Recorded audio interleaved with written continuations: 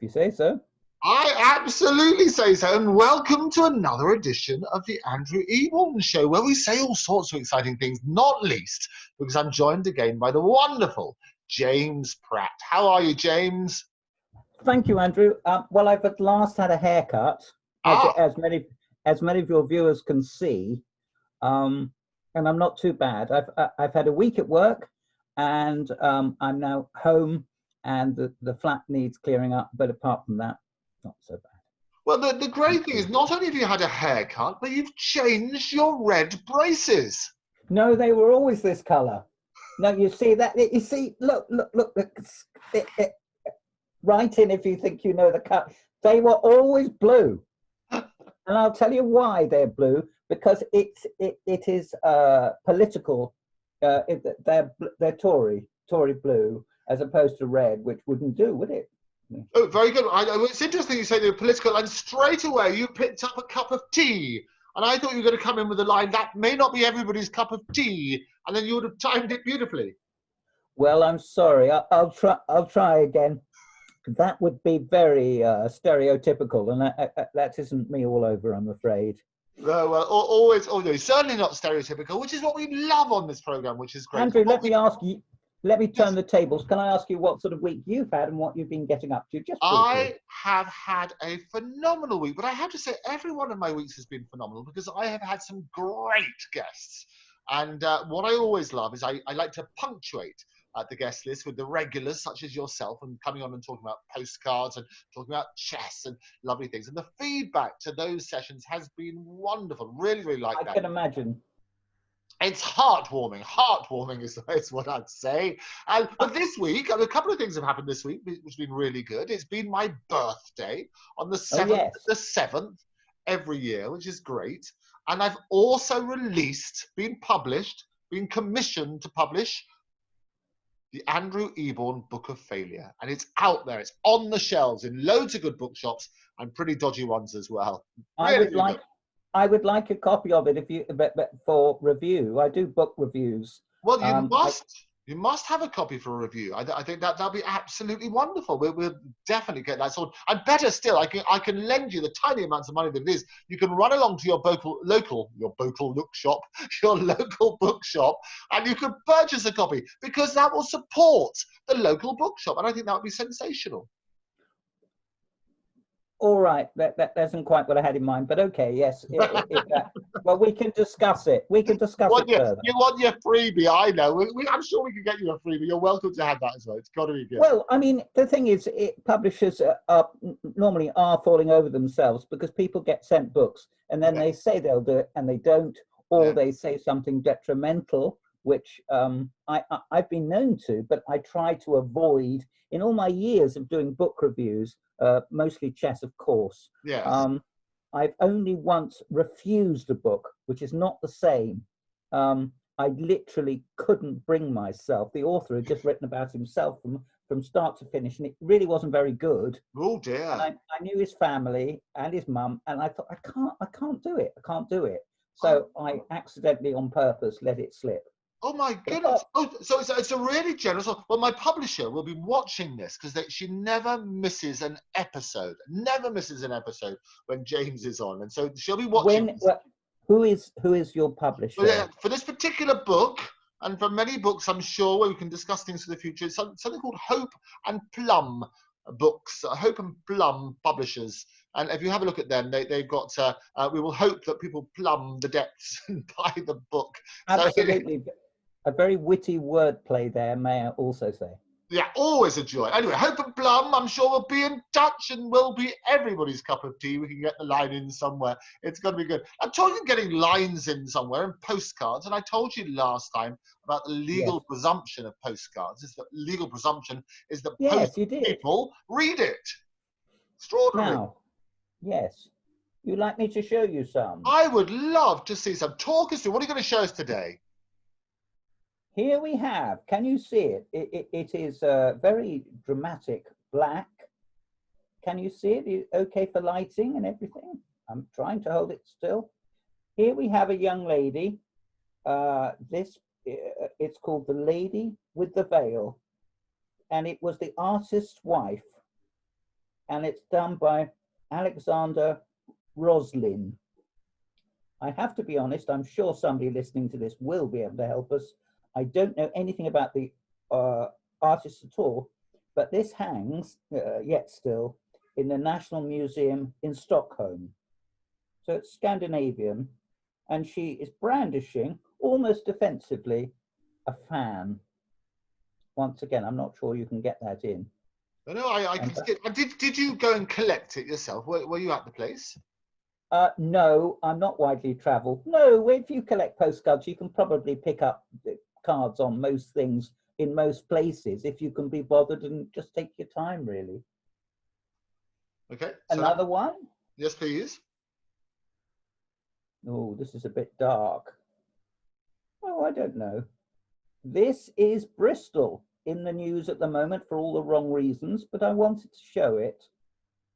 This is Bristol Harbour with the cathedral and the quay, and it's an oil painting by Nicholas Pocock from 1785, and it's now in the British Museum, it says here.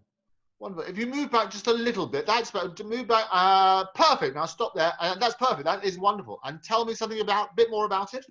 Well, let's see what we've got. We've got various galleons on the sea itself, and behind it, quite a large hill and a church. And in the foreground, we've got some people working, probably flat out, possibly local fishermen, I don't know. A nice thing about this, your first reaction would be, oh, it's a battle or something, but it's not. It's not going for cheap thrills. It is simply what was happening at that time as a port. It's though somebody got their iPhone out and on a sunny afternoon, they took their snap, but it took a bit longer. That's right. In 1785, people were forever getting their iPhones out. It's pretty good. I mean, half of it is obviously grounded, and the other half is the sky and the clouds and so forth. It's not chocolate boxing. It's not chocolate boxy. It's not pretty. It is as near as we're ever going to get to realism. Okay. Very good. The equivalent of an iPhone of the day, which is rather fun. Yes. So when you store these postcards, I mean, some of them are obviously. I've got little albums. They're not actually that easy to come by. You can perhaps get them in boots. Various shops. I'm not prone to advertising, as you will own. But you are prone to reviewing books. Now that's good. Absolutely. Here we have little plastic folders which you can slip them in.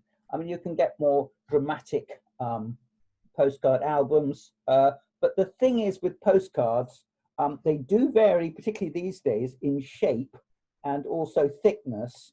So you have to be a little careful, because if you start sliding them in, you'll end up cutting the plastic. The thing becomes sort of razor sharp. You wouldn't think that, but it does. More? Oh, yes, please. Okay, general knowledge. Who's this? Now, if you didn't know, it wouldn't be your fault, because maybe I'm not holding it still, and maybe he was both famous for a military career and then a political career.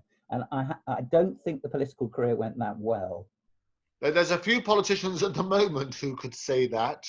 Well, yeah, I don't know if anyone would have fingers in both pies. This is no less a personage than a local guy, the Duke of Wellington. He does look like a Wellington, doesn't he? But it's not that well known.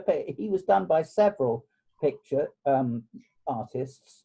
I'm not sure that this is particularly the one that people would know. Well, he's a bit younger in that one. People are used to seeing him a bit older and a bit more jowly. Well, yeah, maybe you're right. This was painted in 1825 by Sterling, and I'm not making light of this, but it turned out this is a postcard from the National Army Museum, where I went with Lord Wandsworth many years ago. So there we have it. When you were at Lord Wandsworth? Was it on that particular trip? No, I don't think so. No, I did collect it as long ago as that, as 1970s, but no, I don't think so. It was in the National Army Museum. It's quite near where the Chelsea pensioners are. But no, it wasn't. I thought I had another one, the Battle of Waterloo. Never mind. We will instantly change to something more cheerful. Who are these? They look like the Goons, don't they? They are the Goons. Hurrah! Look at me, I got a bonus point today. Well done, Andrew. You've got a bonus point. You hadn't actually up to now got any points at all. Well, but no, now, that's why I cherry. Now you've gone up to 1. Look, here they are dancing around, and for one more mark, Mr. Andrew Eborn, who's missing? Who is the goon that was not always a goon, but I think at the start was? Who's missing from this photograph? Well, you've got Michael Benteen there, and you've got Harry Seacombe in the middle, and you've got Spike Milligan. No, we haven't got Michael Benteen here. You answered the question. That's not. Oh, no, of course, because the other chap looks like that guy who plays Clouseau. Yes, of course. He looks a little bit like Michael Benteen. So the missing one is Michael Benteen. Yes, it's Michael Benteen. You answered it indirect. Yes, you went all around the houses. In the middle is Harry Seacombe. Then we have Spike Milligan looking with massive intensity, and Peter Sellers, the youngest of the group. I can only assume. I think he was to die first, actually. If you were to put them in order, yes, it's quite sad and all fairly tragic. I mean, they're wonderful, wonderful characters, and the Goons were absolutely superb. But Michael Benteen did all the potty time as well. Do you remember Michael Benteen? That's right, he did. He went into. I'm not sure quite what possessed him. I did actually meet somebody who was in a similar. I think he came from an aristocratic Peruvian family, and he was moved around. His father literally threw him out of the nest and said, right, you're going to have to come to England or wherever he went. I don't know, I lack details, and fend for yourself. And so therefore the dad didn't say, here's some money and I'll arrange it all for you. And he literally went his way and fell on whatever happens. And with potty time, it was little, I don't remember it that well, but it was little models, I think, that sort of, used to jig along. And he used to provide a sort of crazy narrative.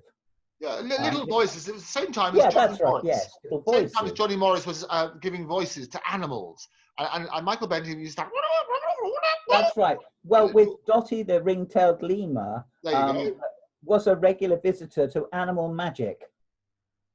Well, fantastic! I must have got a point for that. Come on, I did the. No, you did for that. Yes, you did. It was self-inflicted. I got a bonus point, and I got a bonus on the bonus. That's got to be a good episode. Well, congratulations. You did.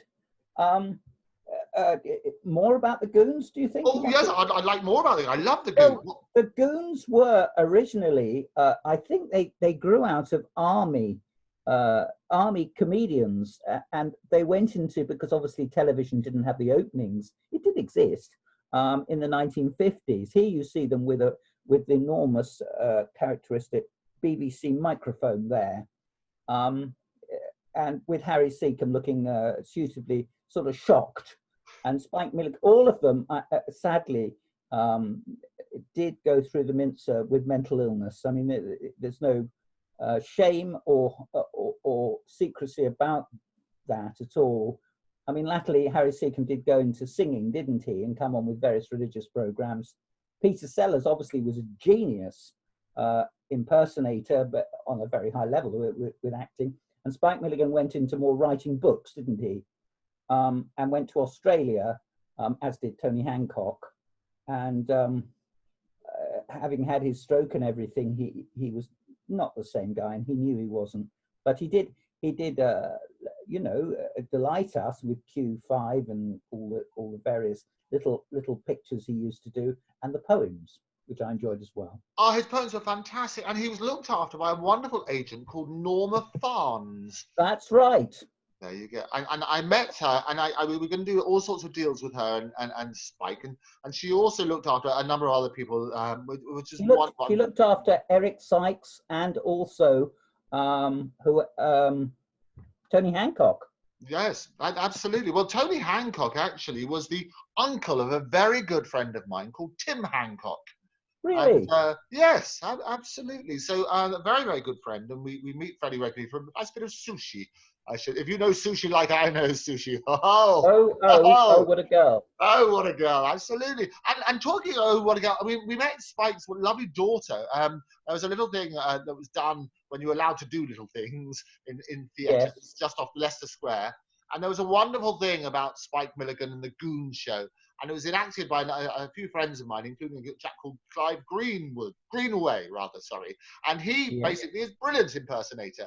And Spike was there, and they also, Spike's daughter was there, Norma was there, and they also had who's a big, big fan, Eddie Izzard was there, and he was on stage answering questions as He well. is an amazing, Eddie Izzard is amazing because you could say, well, he's a transvestite, but I'm not sure I could use that word in anger nowadays, not because it's insulting, because it isn't, but because I'm not sure that's what he would answer to. Help me here. Well, I don't know. I don't know if you have to answer to anything. I think you just be yourself now. I think that's that in today's climate. Yeah. The one thing I don't like is labels. So I quite like I don't technically. From your Latin and your Greek, you transvest is only about changing your clothes. It's okay. What does that mean? No, I'm happy with that. But what I would say was, I'm not sure he would be, because he doesn't come on like, say, Danny LaRue and say, hello, I'm a female impersonator. He doesn't do that. When he's on, he makes the best of it. He's also done all this he's done all these sponsored runs, hasn't he, and everything. Well, it's quite miraculous. I mean, he didn't just do one marathon, but he did zillions of them. He did Yeah, he did. I marathon. think he did 26 or something in the space of, I don't know how long, a year or 6 months. Oh, or no, something. I think they were one on top of each other. And this just showed you what the body can do. It is really, really quite extraordinary. And I love all of that. And what I love is the surprising things you find out about people and their real passion. Because Eddie, and I chatted to him about it on the night in question when he was there with Norma. Norma. You did? Right. And he basically was going to run for London mayor as well. Well, they wanted Glenda Jackson. I think this was Tony Blair's theory that he would put up Glenda from Hampstead. She's still an MP, I think, a lady of mature years now, but nevertheless, she did come back to the theatre recently, didn't she? I can't remember. Oh, stunning! Absolutely, she's a wonderful, wonderful actor. I mean, I saw her first, and she wouldn't have minded my saying this, is Elizabeth I. In an era when Keith Michelle was Henry VIII, not in the same, and the BBC were putting on these historical dramas, and they were very dramatic. It wasn't just like Jane Austen, where someone sails into the drawing room and says, oh, something's happened, which is nothing.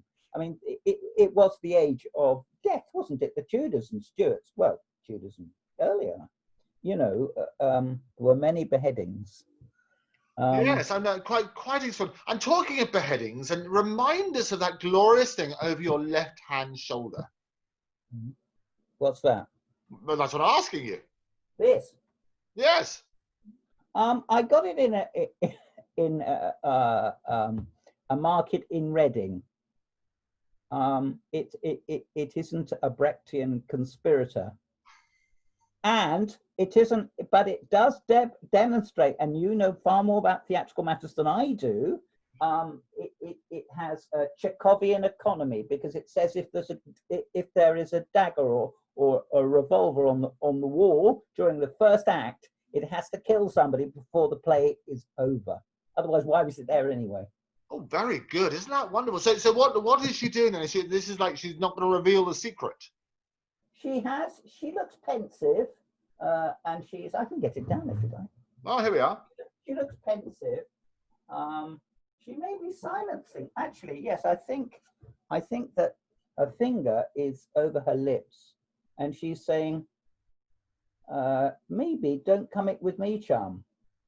Oh, I think that'd be rather. I think that in this day and age, when you're allowed out now, you could wear that as your mask wandering around. Oh, yes, I could. Your hood. I was thinking, actually, if I committed a bank robbery, I would pass. I didn't have to take it off. Somebody would say to me, you'd be assailed. You'd say, right, all get on the floor or something, and then you can walk out and not take your mask off. There might be an excellent sketch in that. I'm always looking to do comedy things, which of course I don't do, but I think that could be the start of something insignificant. I think it is extraordinary. You would never have thought that a government would tell you to go into a bank wearing a mask and asking for money. We have come to that, and we've come to that moment. James, it's been an absolute delight as always. We're going to get back. We're going to see some more postcards. Give us a little hint of what we might see next time. Just a little hint. Well, you will see some something to do with the royal family, something to do with the Flemish school, i.e. sort of Belgium, the Low Countries, and also one or two others, which I shall select for your delectation. I love a bit of delectation, especially on a Friday. James, it has been a delight. Thank you for now. Thank you for now, indeed. And thank you for tomorrow as well. Goodbye. Bye-bye. So there you have it. That was James Pratt with some of his postcards. Exciting stuff. If you'd like to be a guest on the Andrew Eborn Show, write to me at Andrew Eborn at guests@octopustv.com, or just guests@octopustv.com. Make it a bit easier for you. But for me, for now, thank you very much for joining me, and I shall see you all next time. Be good.